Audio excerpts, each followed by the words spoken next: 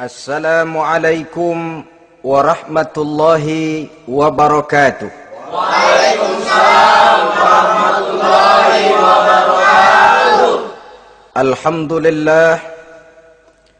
Alhamdulillahil jabbaril qahhar, al-azizil ghaffar, khaliqil jannati wan nar. Wassalatu wassalamu ala sayyidina Muhammadinil Mukhtar wa ala alihi wa ashabihil adhar, amma ba'du.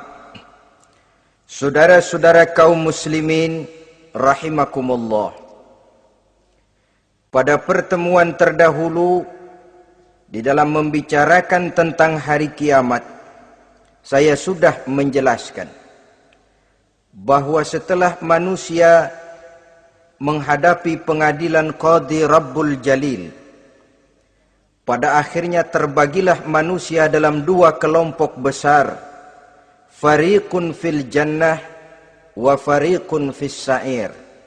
Sekelompok orang masuk ke dalam surga dan segolongan lainnya lagi masuk ke dalam neraka.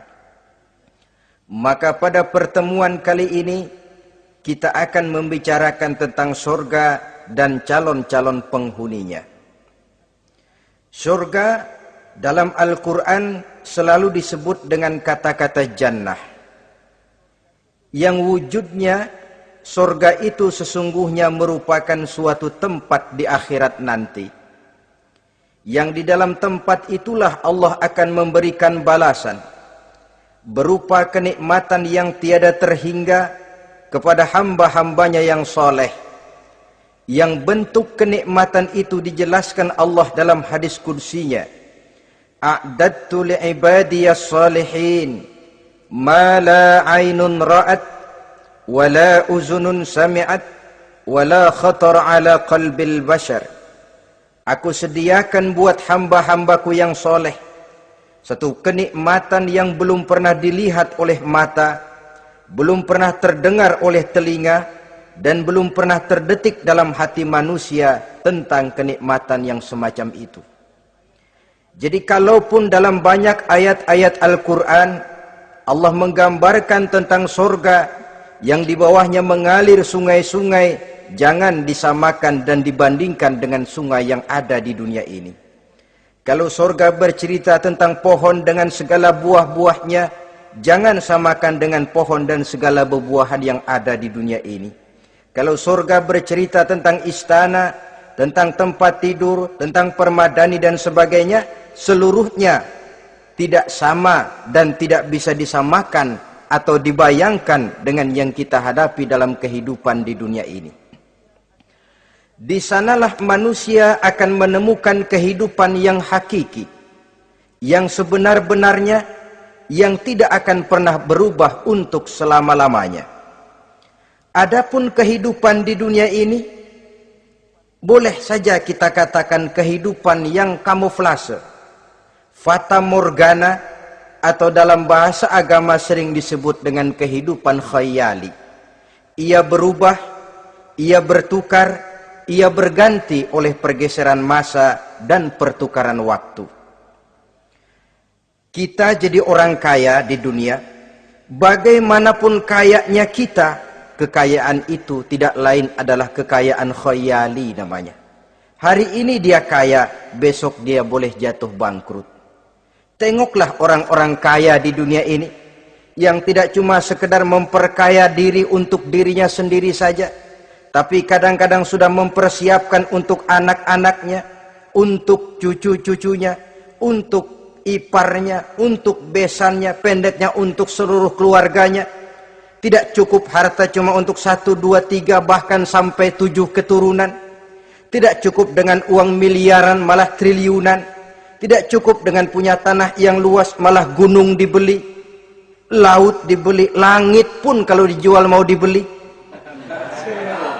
Sudah melampaui batas yang dinamakan kewajaran, dihinggapi penyakit rakus bin serakah alias tamak, lalu menghalalkan segala macam cara untuk mencapai harta, padahal itu tidak lebih dari bayangan khayali. Harta yang banyak itu mampukah menolak penyakit yang hendak datang? Harta yang banyak itu, mampukah menahan tumbuhnya uban selembar di atas rambutnya? Harta yang banyak itu, mampukah mencegah sebuah giginya yang hendak permisi? Dan pada akhirnya, harta yang begitu banyak itu, mampukah menolak kedatangan malaikat maut? Sama sekali ternyata tidak. Itulah kekayaan khayali namanya. Karena itu orang yang terbuka mata hatinya, dia tidak hanya mengejar kekayaan khayali ini, dia mengejar kekayaan hakiki yang terpendam di dalam kepribadian berupa al-akhlaqul karimah. Akhlak dan budi pekerti yang terpuji yang menghiasi jiwa dan kehidupannya. Ada sifat sabarnya, ada sifat syukurnya, ada sifat qanaahnya, dan segala macam akhlak yang terpuji. Itulah kekayaan jiwa yang tidak bisa dinilai dengan materi. Kita punya pangkat, jabatan, kedudukan tinggi, pangkat apapun di dunia ini sesungguhnya tidak lebih dari pangkat khayali. Buktinya bahwa dia pangkat khayali, pangkat di dunia ini selalu ada bekasnya. Saudara kenal ada bekas camat? Ada? Ada bekas lurah, ada bekas gubernur, ada bekas menteri, ada bekas presiden. Hari ini dia lurah, besok bekas lurah. Hari ini dia camat, besok bekas camat. Hari ini dia menteri, besok bekas menteri. Pangkat khayali. Maka Quran menganjurkan jangan pangkat khayali yang kita kejar mati-matian. Sampai menggunakan sistem jilat atas, injak bawah, sikut kiri kanan, yang penting dapat kedudukan. Padahal itu tidak lebih daripada pangkat khayali. Quran menganjurkan carilah pangkat hakiki. Kedudukan di sisi Allah, maqam di sisi Allah, itulah pangkat yang sebenarnya. Apa jalan ke arah sana? Quran memberikan petunjuk. Wa minal laili fatahajjad bihi nafilatan lak asa ayyab'asaka rabbuka maqaman mahmuda. Di keheningan malam, dikala orang tidur nyenyak, bangunlah engkau tahajud kepada Allah Tuhanmu. Pasti kalau itu kau laksanakan, Allah akan menempatkan engkau di satu tempat yang terpuji, mendapat pangkat yang hakiki dan bukan sekedar pangkat khayali. Kita berusia muda, muda kita ini pun muda khayali. Berapa lama kita muda? Hari berubah jadi minggu, minggu bertukar menjadi bulan, bulan pergi datanglah tahun. Pergeseran masa dan pertukaran waktu membuat kita jadi berubah. Kulit yang tadinya kencang jadi lentur dan keriput. Segalanya berubah.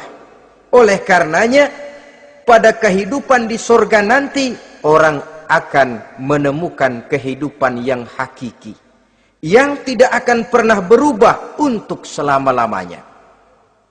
Nah, kita akan mulai dengan menjelaskan bagaimana sebenarnya keadaan surga itu. Pertama, luasnya. Berapa sih luasnya surga? Dengan logika, sekarang ini dunia dihadapi dengan kekhawatiran terhadap peledakan penduduk yang nyaris tidak terkendali. 5 miliar lebih jumlah manusia yang nongkrong di permukaan bumi. Tapi sesungguhnya planet bumi yang kita tinggali ini cuma satu planet kecil dari 9 buah planet yang berada dalam sistem tata surya matahari yang lazimnya kita namakan galaksi. Selain tata surya matahari yang namanya galaksi itu, masih terdapat lagi galaksi-galaksi lain yang dengan sendirinya juga